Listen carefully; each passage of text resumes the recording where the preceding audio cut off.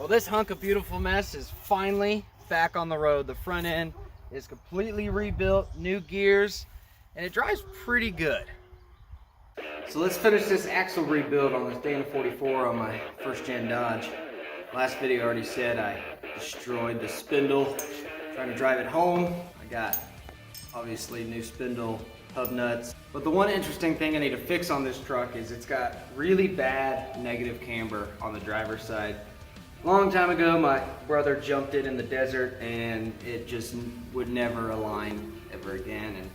And there's about, I'm gonna say about 3 degrees of camber in this front tire. So I went online and I bought this spindle to knuckle camber shim, and it's gonna go up to about 1.8 degrees of camber, which will get it pretty close.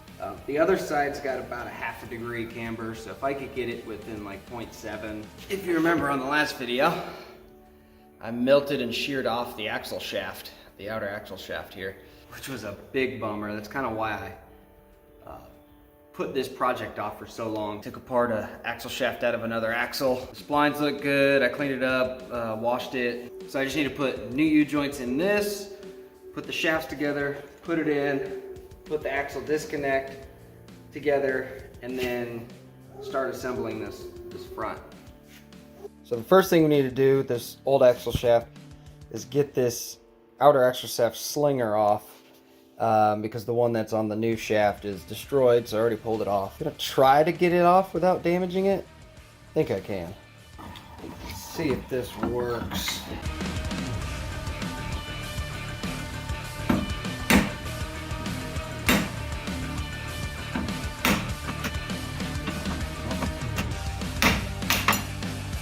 Ow! Yeah, it was coming off.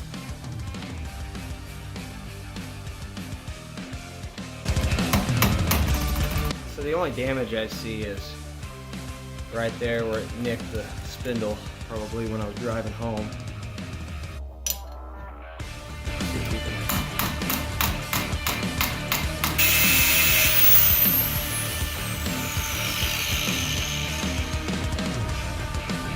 That'll work.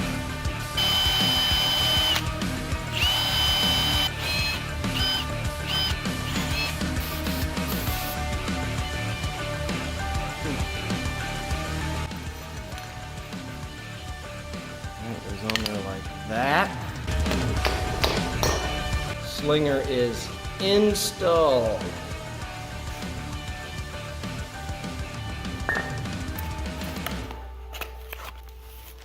C-clips, here's the new non-greasable U-joint that's gonna go in this thing. Schlunk. One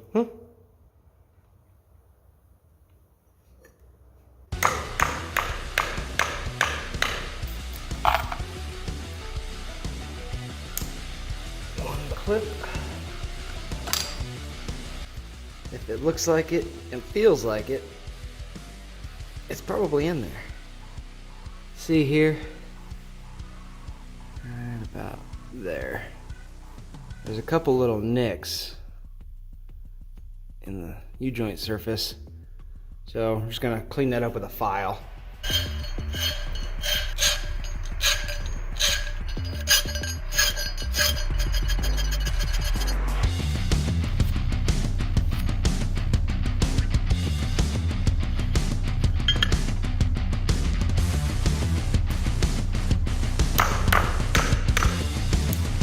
Snap.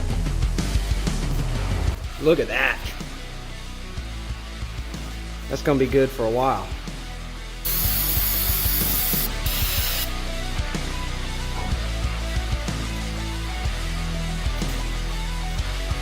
You may notice that I painted both sides of the knuckles.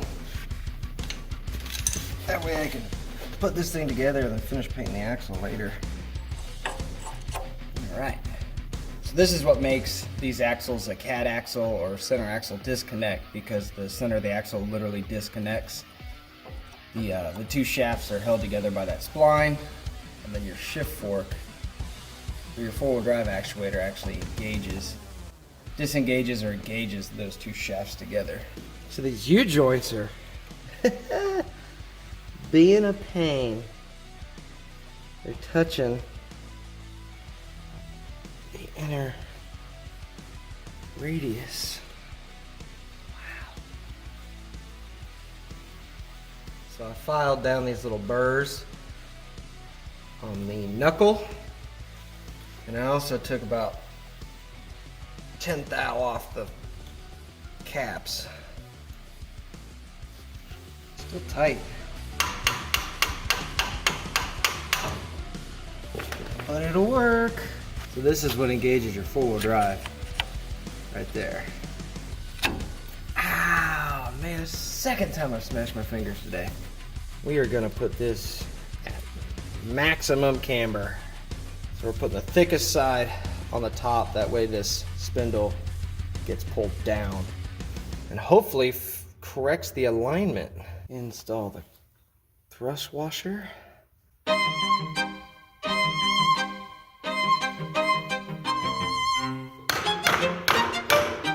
Now I did this in the last video, but didn't really explain anything. You just want to get this bearing set in there deep enough for that gasket.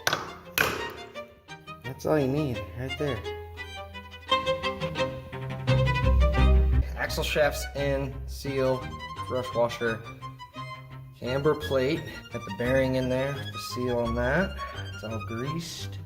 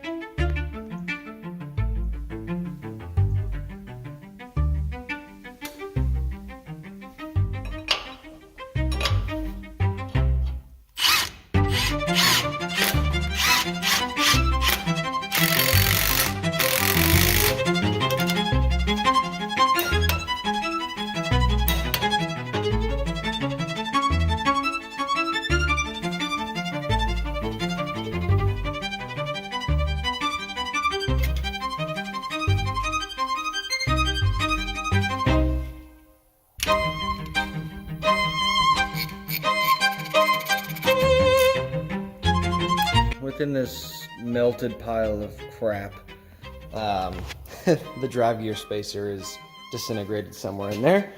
So I gotta find one of those online, but hub, steering, four-wheel drive, brake caliper, all that stuff, brake caliper bracket, all that stuff is good to go.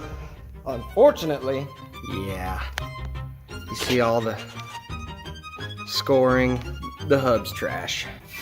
If it was on my Bronco, I'd probably run it because I don't drive it that much. And I don't do 80 miles an hour. The back's chewed up and the front has got like Austin Powers grooviness to it. Hub and the drive wheel spacer. So here's your spindle. You got your inner bearing, you got your outer bearing, then you got your spindle nut, lock washer, and jam nut. And then your drive gear goes inside your hub, like that, with a snap ring. You can see the indentation there. It's got a snap ring that holds the axle shaft in place with enough back pressure so it doesn't fall apart. That being said, there's a spacer that fills from here to the face of the bearing, and that spacer is gone. So I gotta order one. We will be back in a second.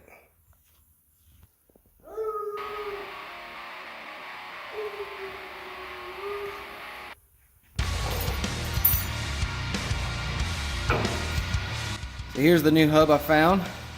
Got new races in there, got the inner bearing and seal in there. Lid on the spindle, it looks nice. I just reused my old rotor because the other ones were trash.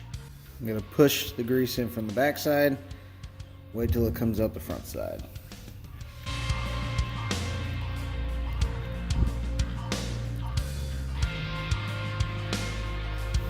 Install our new spindle nut.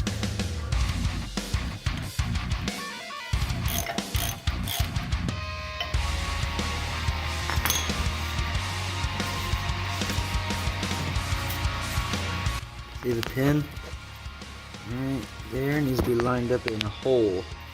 Spins nice. No slop, not too much pressure on the bearings. We'll put our jam nut. Here's the new drive gear spacer. Or not new, but used.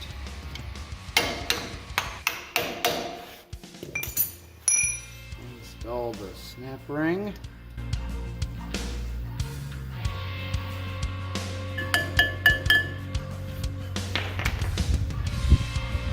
Just for some comparison, that is 89.9, and that is 0. I'd say this side's pretty straight. Now this side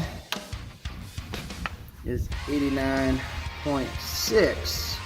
3 degrees off from that side, but that's pretty dang close, 89.6. Now watch this. This is how I know the axle's bent. 2 degrees off. That 1.8 degree camber shim did its job. Brakes are on. Tighten up that brake line. The only thing left to do is throw the wheels on it, put some gear oil in it, and drive it around and see if it's fixed. Truck's all back together. All the bolts are tight. All the fluids are filled. Let's take this thing for a ride and see how it drives. Not gonna lie, I didn't take this thing to an alignment shop just because it's a straight axle, and there's really only one thing you can adjust is toe on this. The camber looks pretty good now that it has the camber shim in there. That fixed the bent axle problem. So the camber looks pretty good. They don't look tipped in or anything. They're pretty dang close, probably half a degree off.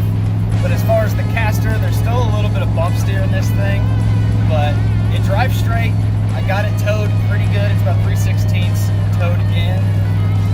I mean, overall, for what the truck is, it drives actually pretty dang good.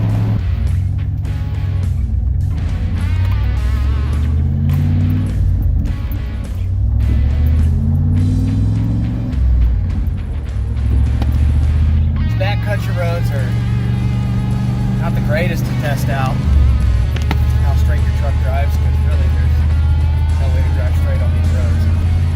But I'm liking it. As you can tell on the look on my face, I'm so excited about driving this truck again. This thing always gets attention. I love driving it. It's a nice truck overall. And I don't know, just driving it, it's been like 8 months. I'm a daily this thing now. Not that I'm going to use four-wheel drive on this truck that much anymore, just because I have other four-wheel drives and four-wheelers. But it's nice that the four-wheel drive does work. Now that it's re-geared, rebuilt.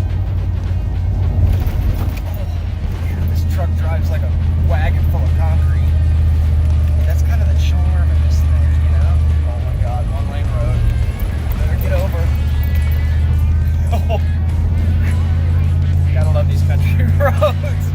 Country road. Never mind, I'm not gonna sing that.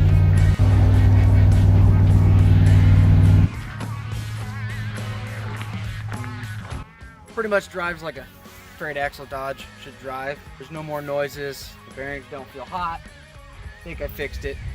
Now that I'm extremely happy that this truck's back on the road, thanks again guys for watching, subscribing, commenting. Hopefully you learned something on these cat axles. Hopefully you learned not to drive on a blown wheel bearing. Just pull over as soon as you hear a noise. Check it out.